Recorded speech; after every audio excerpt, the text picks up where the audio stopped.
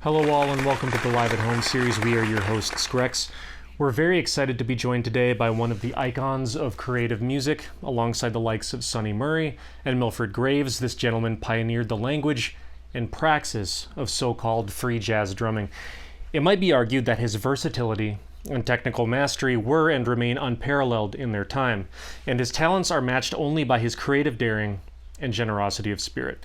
You may know him best as the drummer for the likes of Cecil Taylor, Walt Dickerson, David Murray, Anthony Braxton, John Carter, Horace Tapscott, Coleman Hawkins, Carla Bley, Jerry Allen, the Ensemble Trio 3, the Dialogue of the Drums Project, and his own Mao No. He'll be joining us for 2 free concerts in the Bay Area on May 27 and 28. You can find more details at karlevangelista.com. Joining us remote from the East Coast, please give a warm welcome to the legendary Andrew Cyrille.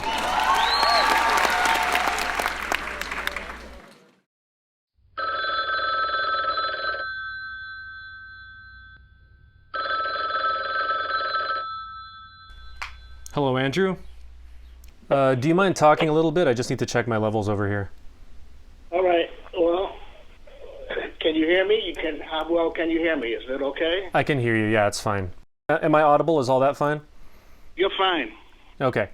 First, I feel like there's a lot to get to, but I wanted to get started by mentioning that you recently released a new solo record, right? Yes. Music delivery, percussion on the Intact label. So that's right. You're one of the originators, I feel it's fair to say, of the solo drum album.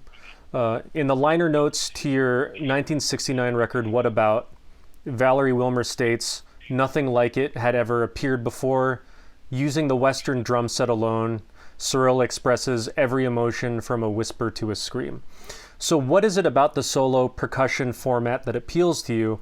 And as one of the all-time great improvisers in an ensemble format, what does solo performance offer that group performance does not? Okay, I'll get to that in a moment, but I'm not the first person to ever do a solo recording. Max Roach did one. I think Baby Dodds did one some time back. Joe Jones have done Jonathan Jones, not Philly Joe Jones. Jonathan Jones had done a solo percussion record, and so did Cozy Cole. Cozy Cole did one.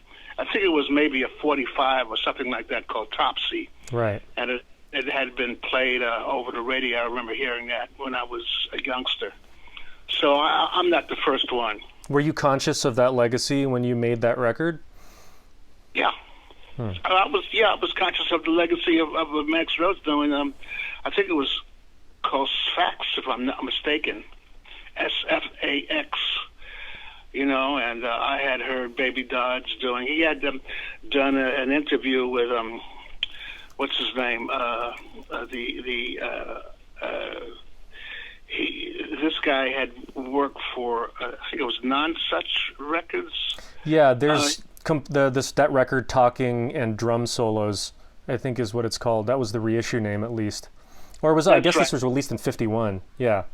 Yeah. What was the name of the interviewer? What's his name? Knox, not Knox. I can't remember right now, but it'll perhaps come to me. But anyway, just to get back to your question, doing a solo, how can I put it? Just happens to be something that, I guess one thinks about, and how one can play drums and make some kind of, how can I put it, melody drums, melody rhythms, not using a scale or, the diatonic scale or anything like that. But drum rhythms have been more or less melodic from a lot of cultures. You have the African cultures, you have cultures from India, you have even as far as percussion is concerned, you have the Japanese gamelan. You have also music by the Japanese, the Korean taiko drummers. And then there's the Japanese, I forget what the name of that group is called. It's another a great group of percussionists, and that's usually a group. I guess there are probably Sure. some of who do solos also. But what I did is not, the first or among, it's one among many.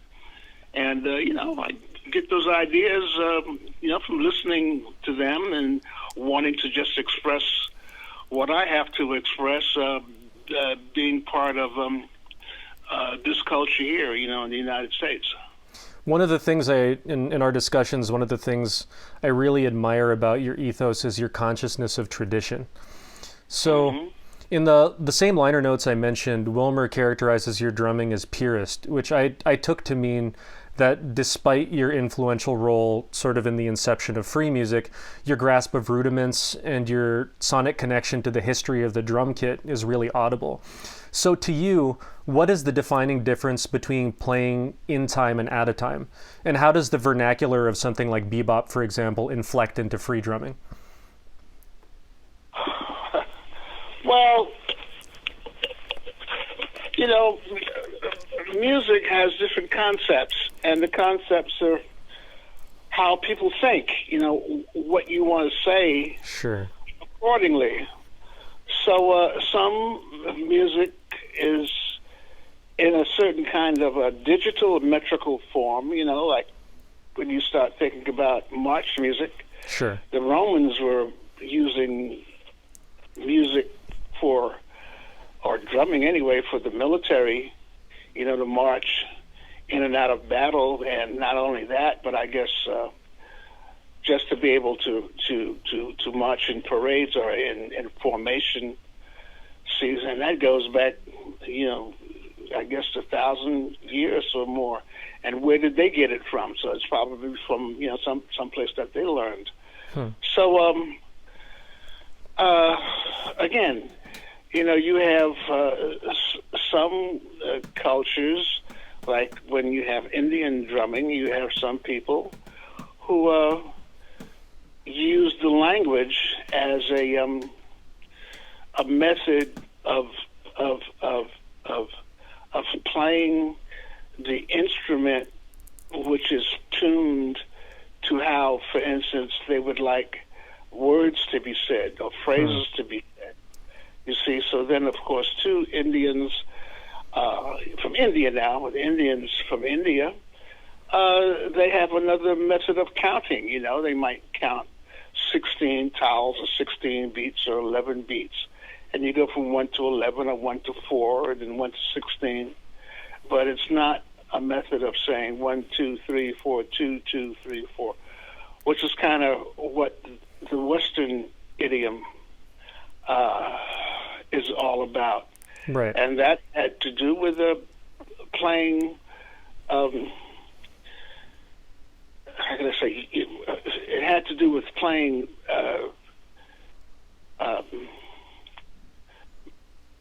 rudiments. You see, and rudiments is just another word for rudiment is a sticking pattern. Sure. So you play a 5-stroke roll or a 7-stroke roll or a flam, etc., in order to have soldiers march in a particular way. So a lot of the music that Western people play, is used with the digital count, not so much as far as words are concerned, but, you say, so you can write out certain kinds of sticking patterns within a metrical sense, a digital sense, that will give you what you need in order to have soldiers march. A lot of those, of course, what they call rudiments were also, you put them together in order to make a certain pattern.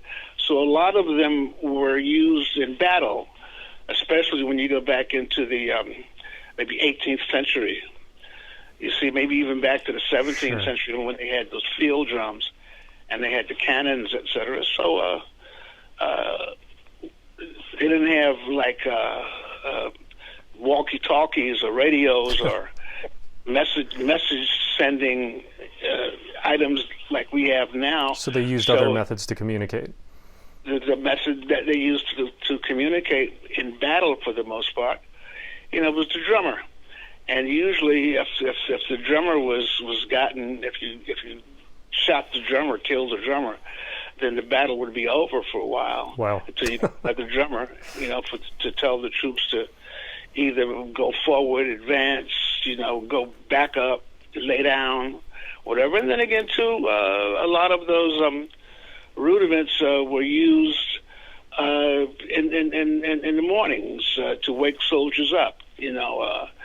You would have what they call tattoos, T-A-T-T, T-A-T-T-O, no, T-A-T-O-O-S, and I think that comes from a Dutch word. I forget what the origin of tattoo is, but it's a derivation from something that comes from Dutch. So anyway, those kinds of sticking patterns. And then, of course, you had the Swiss drummers. The Swiss drummers were mercenaries, and they would play for money, obviously, for certain countries. To do what those countries needed in battle or whatever, wherever it is, but that they were asked, to be part of. And I think there's those kinds of drummers, if I'm not mistaken, in the Vatican, in Rome. I can't be sure about that, but there's something about the Swiss rudiments and drumming and things like that. So again, with rudiments, when most young people in the United States and maybe also abroad learn about drumming and learning about sticking patterns, there are like 26 of them that are learned. So you have all different kinds, rhythmic-cues, double rhythmic-cues, drags, half drags, paradiddles, double paradiddles, slammer-cues, lesson 25. So all those kinds of things, So you can just go from the single roll, which is right, left, to the double roll, which is right, left, right, left. Until you chop them up and you get a 5 and you get a 7 and you get a 9 and you get an 11, you get a 13, you get a 15, you get a 17. Right. All depending on what you want the cadence to be in terms of tempo. So, kind of expanding on this talk about rudiments, you noted in this interview with Ted Pankin that the jazz drummer, and I'm paraphrasing a quote of yours, comes out of a metrical sense of time, that rhythms that Africans play are the basis of the feeling that jazz musicians play off of. So do you think metrically, even while improvising in free contexts?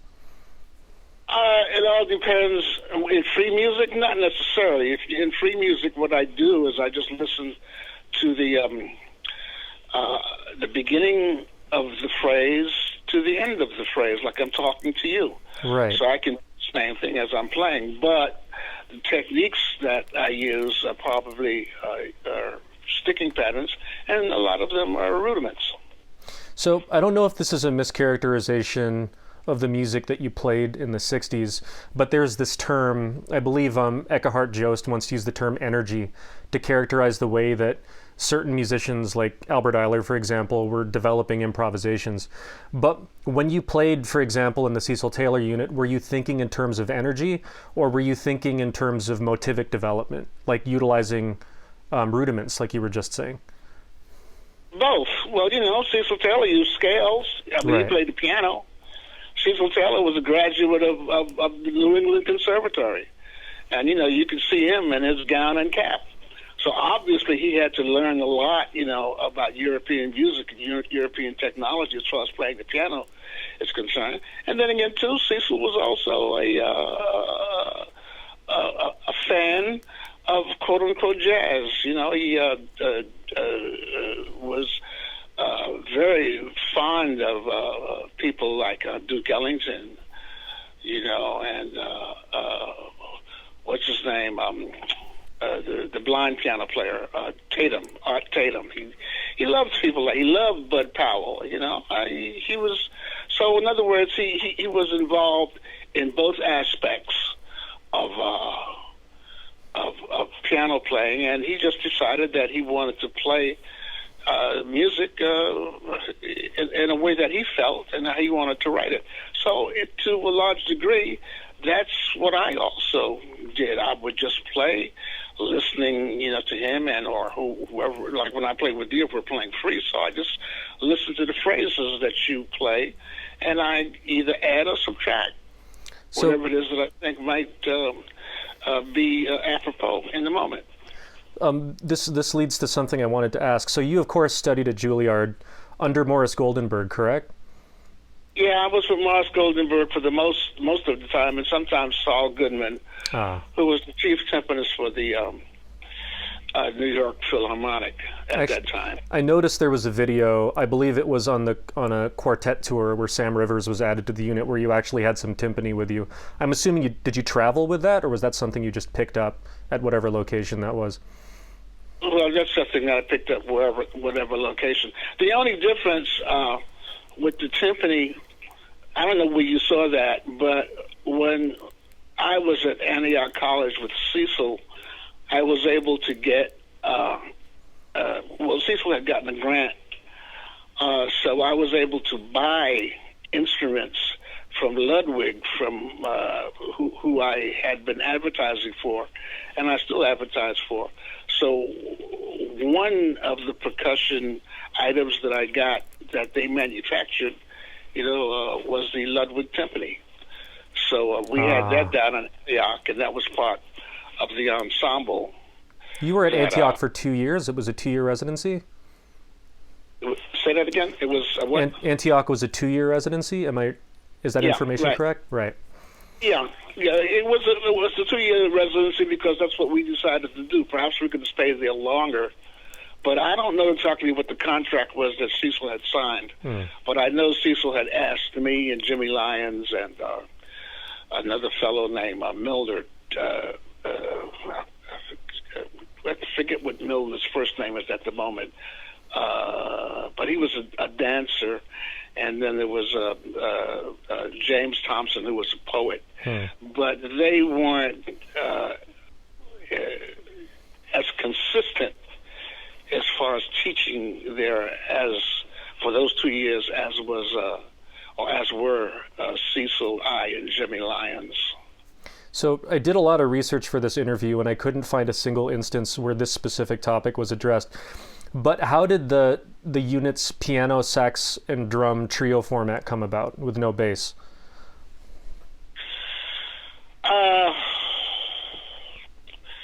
It was very simple.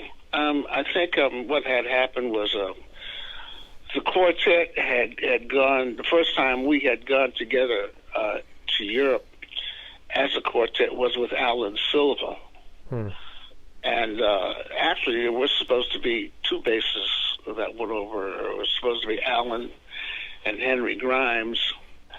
And Henry, for whatever reasons that you can find out about, because there's a book written about Henry, and he talks about his disappearance. Right. So anyway, to make a long story short, he was supposed to come to the airport on the day we were supposed to go to Europe. Oh, wow. And back in '66, and he didn't show up. And I didn't see Henry. Nobody saw Henry for another 30 years. But that's another story. Wow. So anyway, Alan Silva went. So we were there. And when you look at that movie that was made about Cecil and myself and Jimmy Lyons and Alan Silva, it was a film made in France at a place called Service de la Recherche. Do you speak French? No, I can understand some of it, but I'm not a very fluent French speaker. So it's the French, I think it was the French Research Service, which had done work with a lot of other musicians. So anyway, they filmed and recorded us, and it was called, and I'll say it in French first, it's called L'autre côté chemin de fer, which translates into on the other side of the tracks. You see, which had to do with black people and white people, and with the situation that was in the South that everybody knew about. So, and I was talking to what's his name not too long ago, Billy Harper. We had gone down to do a duet in Houston and Austin, and then he was just talking about his childhood, and there was a fact that there was railroad tracks, and on one side of the tracks you had black people, and on the other side of the tracks you had white people. So anyway, when this film was made with Cecil and myself and Jimmy Lyons and Alan Silva, I don't know if you've ever seen the film. You can find it. You can see it. I've seen some of it. I'm sorry to interrupt briefly, Andrew. Can you clarify around what year this was? Say that again? Oh, I'm sorry. Can you clarify around what year this was? 1966, 65, 66. 66, 65. All right. And my understanding is that when sort of a body of American musicians went out to Europe, yourself included, there was consciousness of the political circumstances out in the United States. So was that something that came up frequently when you were making music out there? Well, it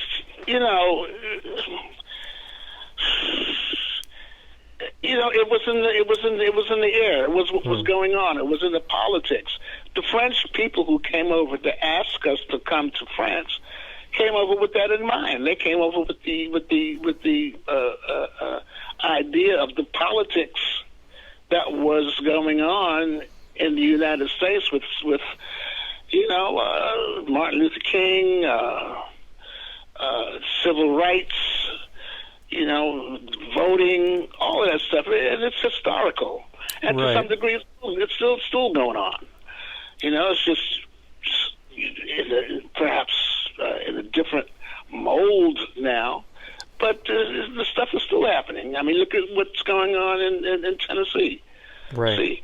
So again, then, right now, it was just what was going on then, and the people, and they were in their 20s who came over and asked, did we want to come to France? And then we went to France, and then they did that movie on the other side of the tracks with the Service de la Recherche, and that had to do again with the music, how the music evolved, what it was all about, and where the music came from in terms of the politics and what it meant.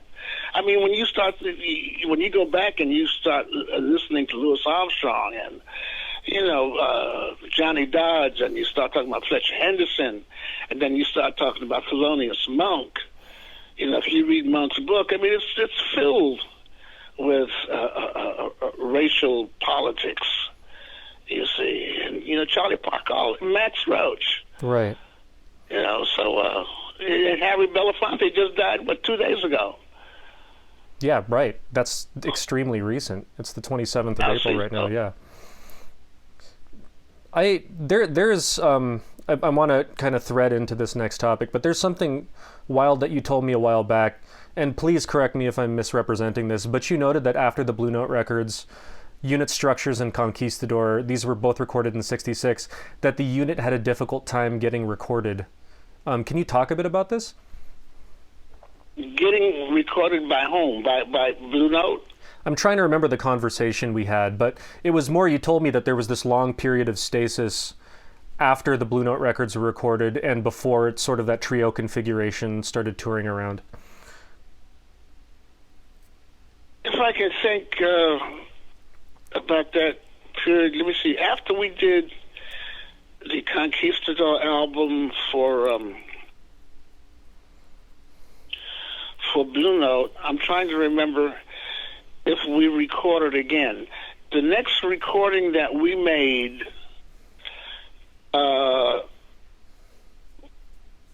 for a record company was Shandar, and that was done at the Meg Foundation in southern France. That was the quartet with Sam Rivers. I think that was '69. Yeah, so that was 3 years later. So we recorded again. I mean, that was when the unit, so to speak, recorded again with the addition of Sam Rivers. And after that, I think if we did a recording, it had to do with, I think a record that we did with Cecil was on Cecil's label. I forget what the label. It wasn't Unit Structures. Oh, Unit Core. Unicore, right. Yeah. And then there was just a recording that came out not too long ago, put out by, what's his name? A fellow who recorded us at Columbia University. You see. That was the Spring of Two Blue Jays record, correct? This thing, Spring of Two Blue Jays, but there's another one now. There's another one it's called Cecil Taylor. And it's tapes that he had. Yeah. And he just put it out, and it's with Cecil, myself, and Jimmy. You see, and it was recorded up at Columbia University. We did a concert at Columbia University. And it was during that same time, too. And it was, I almost got his name. Seibert. Fred Seibert. Yeah. Fred Seibert. Right. Fred Seibert was the one who also recorded me and Milford Graves with the dialogue of the drums. And that was just something that Milford and I edited and put out on our own label, Institute of Percussive Studies, IPS Records. Actually, so anyway, please. Yeah. I'm kind of going off in a sense, but yeah, no, please. You were asking me about recording with Cecil after we did the Blue Note recordings. Well, I think I just told you.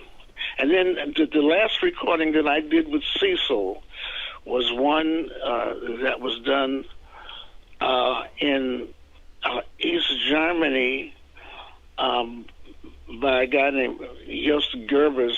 Incarnation. Yeah, right. Yeah. That's right. Mm-hmm. Sorry, I'm a fan too. So this is something that I came across when I was kind of researching this topic. But expanding on the last question, I'm kind of curious to hear your thoughts on a specific quote of yours. This is taken from, I believe, a periodical called The Black Perspective in Music, and this is from 1975.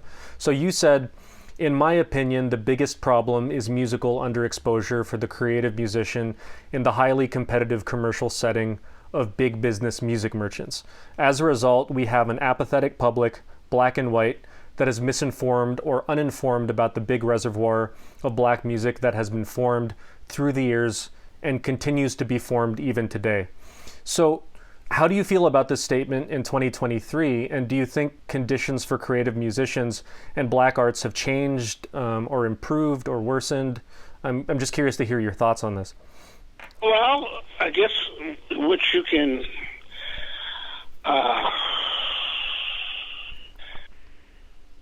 can make some kind of realized statement about is how many records that we make are sold today in comparison to what Monk and Horace Silver, and Charlie Parker sold, and Mal Waldron, and you can just name them, Gigi Grice, Dizzy Gillespie, those records. Maybe Coltrane, I don't know if Coltrane sold 1 million, maybe he did. I know Miles sold maybe 1 million when he did Kind of Blue. But Miles did a lot of recordings for Prestige. He did a couple for Blue Note also. I think A Love Supreme is platinum. And also for Savoy. Yeah. So most of the time, those records, they sell a few thousand. And that's about it. And it's the same thing that's going on now. ECM doesn't sell millions of records. Blue Note doesn't sell millions of records. Joe Lovano records quite a bit. He doesn't sell 1 million records. Dada records quite a bit. He doesn't sell 1 million records. The God Ensemble of Chicago makes records. They don't sell 1 million records. So it's the same thing. If people get an opportunity to listen to the music and they hear it, they might go out and buy it. But when you look at what's being promoted on television, when they have those programs about people who make music, I forget what they call it every year, the Grammys. Oh, the award show? For music, the music Grammys. Grammys, yeah. Right. How many jazz musicians do you see on screen? Maybe Herbie Hancock. That's it. And what is Herbie playing? I mean, he's doing something with the woman who died. I think what was her name? The singer, Joni Mitchell. Is she still alive? I think she died. Right. I'm not positive about that. Okay, well, I mean, he does stuff with Joni Mitchell, and all that stuff is good, but it's not what Herbie, was playing when he was doing that stuff with Freddie Hubbard, or what. I don't know whether he recorded with Eric Dolphy or not. He could have, but with Joe Henderson. Yeah. You don't hear that. You don't hear that stuff. You don't hear Art Blakey and those people. I mean, look, when Branford Marsalis had the Tonight Show job with who was the host, the guy with the big chin? Oh, Jay Leno. Jay Leno. Jay Leno. Right, Jay Leno. They played a couple of Monk tunes, and the producer said that they didn't want to hear that because it was, too arresting for people who were listening to Jay Leno. And the other thing is this, too, as I understand from a lot of those people, those musicians anyway, every now and then the camera would maybe go over to Branford Marsalis, and he would say something to support what Jay Leno was saying. But they didn't want a lot of camera time to be focused on musicians. Seeing the music. So, you start talking about what kind of music is being heard. Well, you hear it. I mean, they have their theme song. Now you have, what's his name? He's turned into a big star. What's his name? Who was on with the guy that comes on Channel 2 every night. Not sure. What's his name? He's from Canada, the Canadian. John Batiste? Is that? Yeah, John. Yeah, yeah. John. Yeah. I heard John at I was there at the Newport Festival a couple of years back with a trio of three, Oliver, myself, and Reggie. Right. And John Batiste was there. And he got up and he was supposed to play jazz, but he played some kind of it was almost like a religious anthem. You see, and it wasn't a whole lot of improvising going on. You see, he wasn't really, burning up the piano like a guy like John Hicks, or playing like, what's his name was there, though? Hal Mayburn. But what I'm saying to you is that a lot of the music that we play, even to this very day, is not heard on the radio, and it's not heard on television. People buy the records because they're fans, who love the records, who love the music, and that's why the music has never died. I mean, for many years they say jazz is dead. Well, it has never died. Well, here you are. You're still playing the music, and you get an audience, but you don't get the kind of audiences that rock musicians get. Neither do I. I don't know any of us who do that. Maybe Herbie. Even Sonny Rollins. Sonny Rollins was, as I understood, and this a book came out about him. I got it. I haven't begun to read it yet. But there was one time when Sonny was doing warm-ups for, what's his name? The Rolling Stones. Right. See?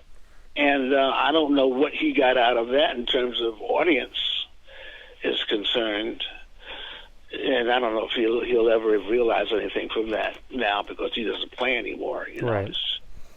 See, but even when he was doing that, I mean, he was in his prime, so to speak. He got nothing from that in terms of playing, those large audiences where you get 20 and 30,000 people. You've seen the shape of not just creative music, but just music in general develop over the course of several decades, and I think you hinted at it earlier. So much of the infrastructure of jazz and improvised music and even concert music is independent these days. It's facilitated through small labels, musician-run labels, and so on. So do you think that independent labels and things like private concert production are viable alternatives to sort of the large label music business economy? Well, what do you mean when you say large label versus independent? What do you mean, like Columbia or? Yeah, I'm thinking so back in the day, people might have taken deals with Verve or Columbia or something of that nature, as if those deals were offered, as opposed to something like ESP, which I understand was a reasonably small operation. Like I'm just wondering if you think that these small artist-run labels, which are so common these days, if you think that's a viable alternative for people who have to get their music out there in the 21st century. Of course. We're still in business. I got students at the new school, and I've been there for over 30 years. Wow. And as a matter of fact, Brad Meldau and Chris Potter, and it was Walter Blanding, all of them were in my class at the same time. Wow. Over 30 years ago. And, Brad Meldau, Brad Meldau is Brad Meldau, but Brad Meldau is not, you don't see him, on the Grammys, for the music works. He had Chris Potter. Well, they did give Wayne Shorter a Kennedy Award, so Wayne got one. That was good for jazz, etc. Or I don't know whether Ornette got one or not. Maybe he did. See. I don't think Coltrane ever got one.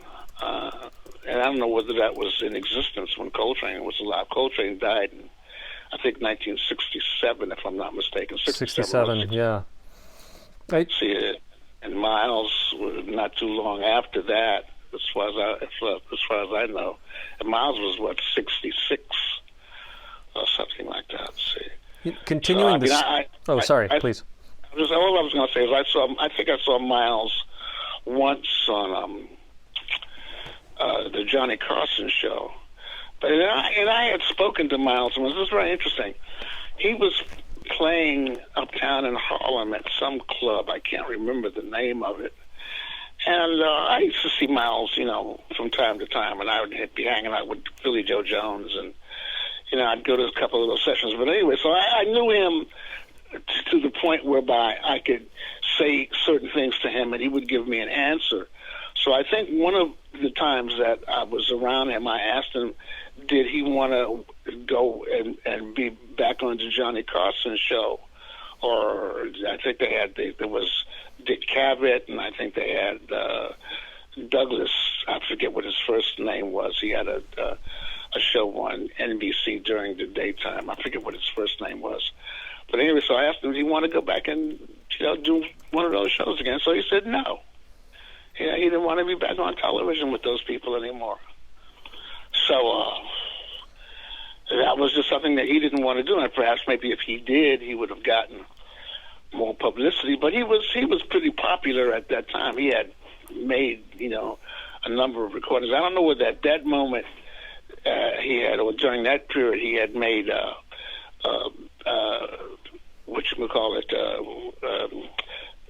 Kind of Blue, because that was a big. But at the same time, too, I saw they used to have. Well, I used to be another program with a piano player. His name was Steve Allen, and he used to have musicians come on. This was even before color television was black and white. And he would have people come on. I think he may have had maybe Monk come on, or somebody like I don't know whether he had Fats Waller. That was perhaps post Fats Waller, but he had a number of musicians that maybe Mod Jazz Quartet, something like that. See, so again, too, when we did the protest with Ross, I'm kind of going off in a sense. No, please, yeah. This is Collective Black Artists, am I correct? Just to give you an idea of what was going on when we did the protest with the well, it was under the idea or the influence or the direction, more or less, the inspiration of Rahsaan Roland Kirk. You know, when we protested the Dave, I think it wasn't Dave Douglas. It was Mike Douglas. Mike Douglas. Mike Douglas. The Yeah. Mike Douglas show. Mike Douglas, Dick Cavett, and Johnny Carson. So we had protested on two of those shows. We had closed down they had to terminate the broadcasting of the Mike Douglas show. They didn't terminate the broadcasting of the Dick Cavett show. That's when I and Cecil Taylor and Freddie Hubbard, and I think it was Rahsaan's wife, Edith, who was on that program with us, because Rahsaan couldn't make it because he was on the road.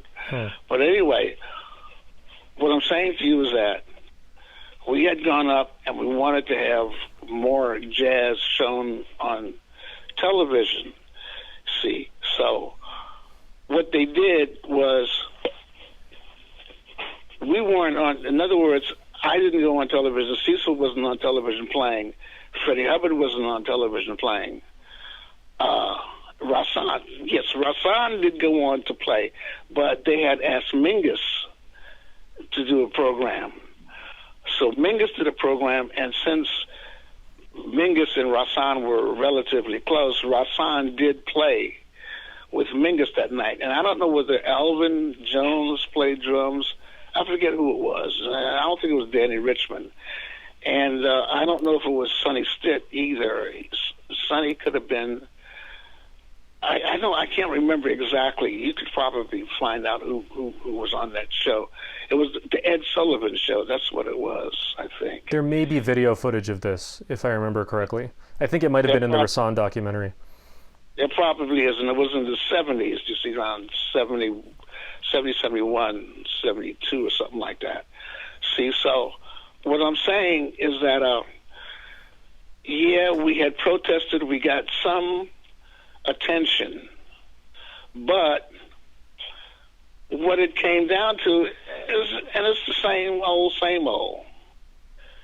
They told us, because we had a couple of meetings with the producers. So the producers of those television shows told us if we could get people to look at music being played on television, which is not action-oriented, you see, and even, well, they do it in Europe. You know, you can see an orchestra playing on television, you know, an orchestra playing, and even they have jazz shows sometimes where you will have, you know, a group of jazz musicians playing in a concert, you know, like the North Sea or whatever it is. They used to have that to some degree, like I had mentioned Steve Allen. There was another guy, too, named Swayze, if I'm not mistaken, John Cameron Swayze. I think he had a show every now and then. He'd have musicians come on to play. But it was in black and white. But what I'm saying is, what the producers told us back in 1970, in the 70s when we had done the protesting, they said if we could get people to sit down and not turn the dial because they were just listening to music, then they would have us on all the time. But they had to sell product. Sure. And they didn't want somebody or people who can come home from work, put their feet up on the couch or whatever it was, or the coffee table, or when they were relaxing, etc. They didn't want them to sit down and, to some degree, too, have to listen to music that they didn't understand, or music that was telling them that they were not correct politically, and they turned the dial. So then that would mean that the television station, the company, NBC, CBS, ABC, would lose the people who supported those shows by having advertisement. Right, and they were beholden to the sponsors. Yes. See, so when you talk about, again, you talk about commercial enterprises in relationship to creative music, it has always been a problem, and it's still a problem for European classical musicians. Most of those orchestras are supported by the government, by the municipalities. They're not supported by Coca-Cola, right, or 7-Up or Heinz ketchup. You know, you get a grant. Yeah, well, you know, there's Duke, there's the MacArthur. See, but those are not commercial enterprises. So you can get grants. I think you just got a grant, right, and it wasn't from some commercial. No, it was from this. It was the state, actually. Well, there you go. You know, there you go. See, so all I'm saying is, in this particular case, for your kind of creative music, you got it. But the majority of the monies that are given for musicians are not given to people like yourself or myself. Right. They're given to the people who play Mozart, you know, who want to play Bach, you know, who play Mendelssohn, you know, who play Schumann.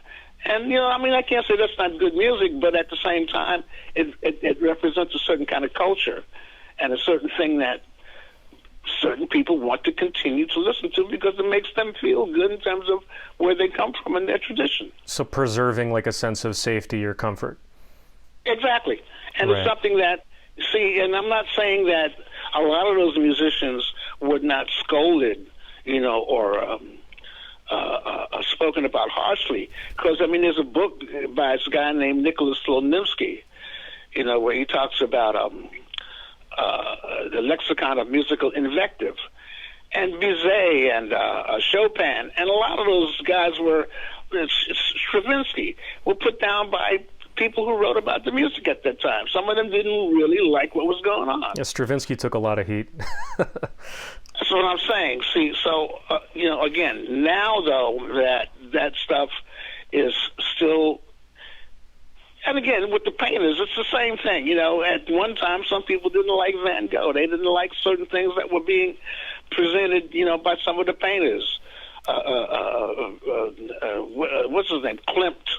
And those people, you know, who were doing paintings, you know, around the time of Freud, you know, and Jung, and those people, when they started, when the painting stopped showing kings and queens and princes and princesses, you know, all dressed up, etc., making them look like saints, more or less, and they started showing people how they really looked. A lot of people didn't like that. Because it wasn't reinforcing their view of society. That's right, exactly. Yeah. You know, and something that they wanted. And to this very day, you know, you can look at people on television now. There was a long time before they wanted people who were like, quote unquote, overweight to have programs. Because it's not what their sense of beauty was. You see, what beauty was supposed to be considered, you know, which was, for the most part, and you still see it, white, European, blonde, blue hair, blue eyes. Right, there's a normalization of a certain aspect of culture, and that sort of propagates to all corners because that's what's getting put in front of you by the media. Exactly. Compared to what? I mean, it's changing to some degree now because of the political power, you see. Right. But, again, see, all of it's related. So when you start talking about records and music, you know, being heard by people, for them to come out to support it by the thousands, it's the same old, same old.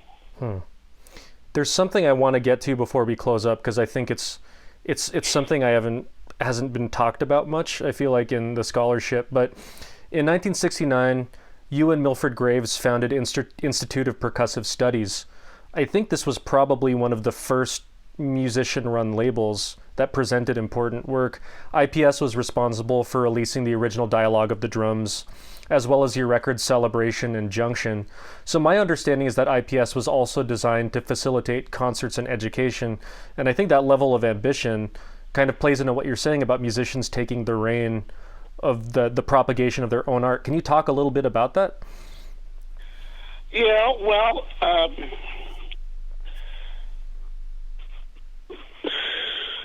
it was even a little before that. Milford and I, we started the Institute of Percussive Studies. That was a nonprofit organization. And then IPS Records was, it wasn't part of the Institute of Percussive Studies. It was a commercial enterprise that Milford and I decided to make our own recordings and sell them. Now, along with that, at that particular time, was also Karl and Watt Records. That was a company that Karl and Mike Matler started. So as a result of them doing that, and yes, Karl eventually got ECM to distribute some of those recordings, but ECM, and again, too, when you start talking about me recording for Black Saint Soul Note did not ask me at the very beginning, before Milford and I had IPS Records, to come to record for them. IPS Records was also being distributed by Black Saint Soul Note. Okay. That was out recording. So what I'm saying to you is that Karl Bley and Mike Matler with the Watt Records, they also had other musicians who were also producing their own records at the time. So they had people like Kip Hanrahan, and it was a bunch of them who were working in a loft situation down on the west side of the village, like around Broadway. You have the West Village, and then you have the East Village. So I remember there was a loft space, and they had records that were being produced by musicians, and they were sending these records out to record stores. This was when the long playing records were still being made, you see. So, and I think Kip Hanrahan had a recording label also. So anyway, and I can't tell you all of the people that were involved in that, but right. I know Milford and I, with IPS Records, we would make the whole thing from the beginning with the tape, And you were producing this as well, too, or we produced. So, all right. So just to make a long story short, after we got all of the stuff together, we had it sent to different record companies around the country. That is, through Karl Bley and what was it called? Music. New Music Distribution Service. I think, and I don't want to convolute this too much, but I think it was related to the Jazz Composers Orchestra Association. That's right. That was part of that. Mm-hmm. Mm-hmm. And Watt Records was I think the recording that I made with Karl European Tour in 1977. With I don't know if you know about that. It's record. A great record. You do, right? Yeah, I'm. One thing that's wild to me about that record is that some of these are almost prog rock charts, and I think you were still with the unit at the time, right? And you're playing these really complex charts just with so much fluidity. It's just kind of this, masterclass of being able to switch genres really quickly. I love that record. Yeah. Okay. So all I'm saying is, again, we found a way to get our music out to the public. Not having to deal. Look, I'll tell you this. I was making a recording with Bill Barron, Booker Irvin, Larry Ridley, and Kenny Barron for Savoy Records. This Hotline? Hotline, right. So all I'm going to say to you is that at the studio one day when I was making that recording, I don't know if I did another one with them for Savoy or not, but this particular day I was playing and I was on. It's just one of those things. You get out on on the basketball court, you're making the shots. You right. hit baseball. You're making the plays, right? Yeah, right. Then after the session was over, the guy who ran Savoy, his name was Lubinsky. So he said, "Hey, I really like the way you play." He says, "I'll give you a record date if you get me John Coltrane and Jackie McLean on it." So he's asking me to ask them. And I was 20, 21 years old. So it's like you do the work. Yeah, so I would go and ask them to do a record with me, and I knew Jackie, and I didn't play with Jackie until years later when I did the thing with Mal Waldron, which you could hear. As a matter of fact, it's a film that they did with Mal and myself and Reggie Workman. I think Gene Lee is on it, and Mal. What's his name? The clarinet player. What's his name? He was a Monk fan. Max Roach is on it, but what's L saxophone clarinet player Steve Lacy. Oh, okay. Yeah, right. Steve Lacy. See, so all of us are on this film in honor of Mal. Understand what I'm saying? So yeah. Jackie, and I had known Jackie through the years, but I never played with him until that one night we got on the stage together. Mal was playing piano, and then I happened to be playing drums, and Jackie came out on the stage and started playing with us.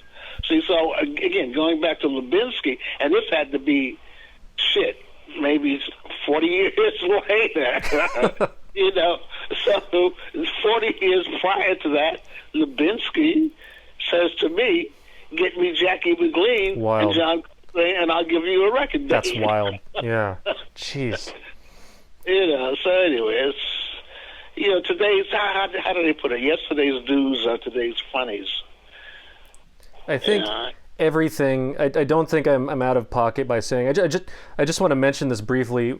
When I've mentioned that you were coming out here, every single time I've mentioned it, someone has come up to me and said, I studied under Andrew decades ago. Or all of these drummers, all of these musicians kind of coming out the woodwork, talking about just how much your playing has meant to them. And I think it's fair to say that everything that you've done, and that you've done with a lot of your peers, everything that you've done has definitely made my life and the life of my peer group significantly easier, because we've seen someone do it. And we just sort of understand better what the mechanics of this business and what playing this music, what those mechanics are all about. So, just wrapping up, because I don't want to take up too much of your time, the project that will debut on May 27 and 28 is, I hope, a musical endeavor first and foremost, and I'm really excited to have you out in the Bay again. One important aspect of the project is to share the stories of veteran artists, including Black and Asian artists whose work has centered on both preserving a sense of heritage and moving the music into the future.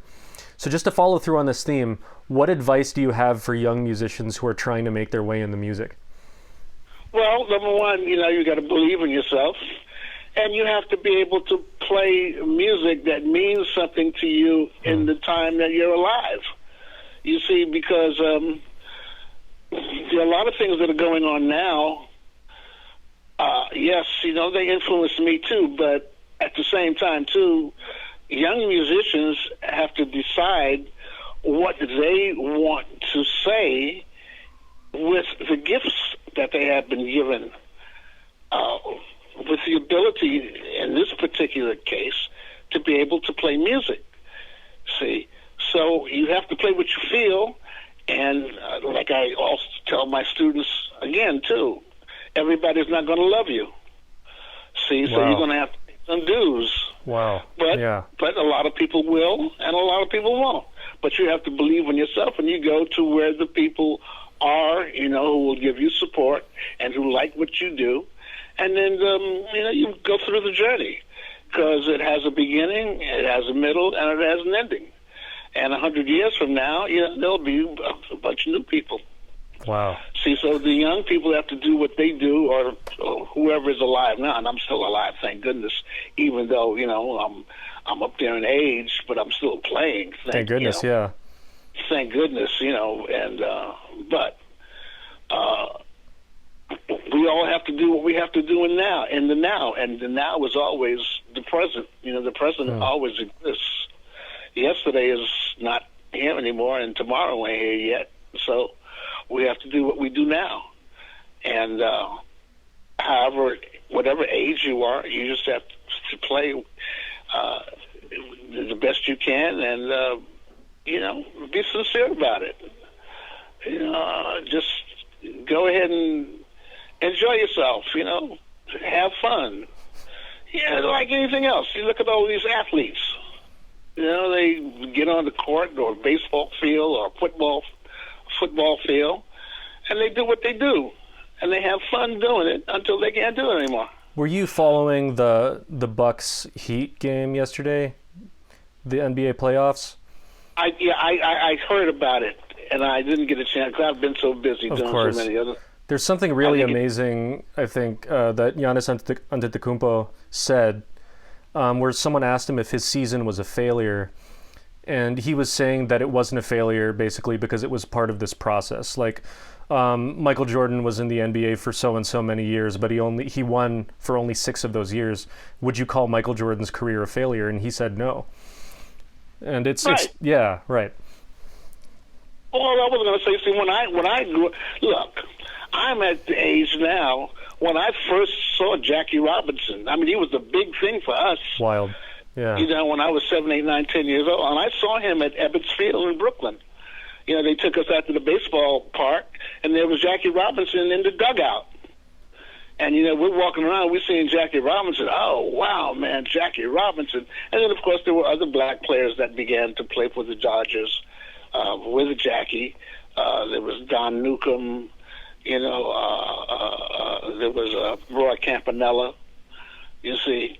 And that gave us, immense pride. And then there was, of course, with the basketball, there was Wilt Chamberlain. And, there was Bill Russell. And it was even before then. There was a guy who was playing for the Knicks. I can't remember what his name was now. But he was a black ball player. And that gave us immense pride. So they did what they did then.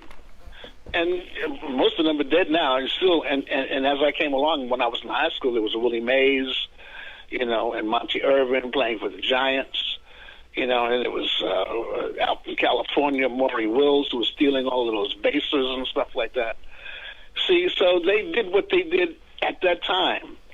And they did it with a certain amount of love, a certain amount of, how can I put it, something that they wanted to give to the game and give to the people who came out, to watch them play and do what they did. So it's the same thing with the musicians. Yeah. You're only going to be here for a certain amount of time, and you're only going to be young for a certain amount of time. Like the other thing is this too. See, when you see young musicians, if you're in another generation and an older generation, one could say, you are the way that I was. You will be the way that I am. Wow, yeah. And that's the truth, and that's how it goes. Andrew, thank you so much for taking the time to talk. I really appreciate it. Hey, what's the date today? Is it May 22? Mm-hmm.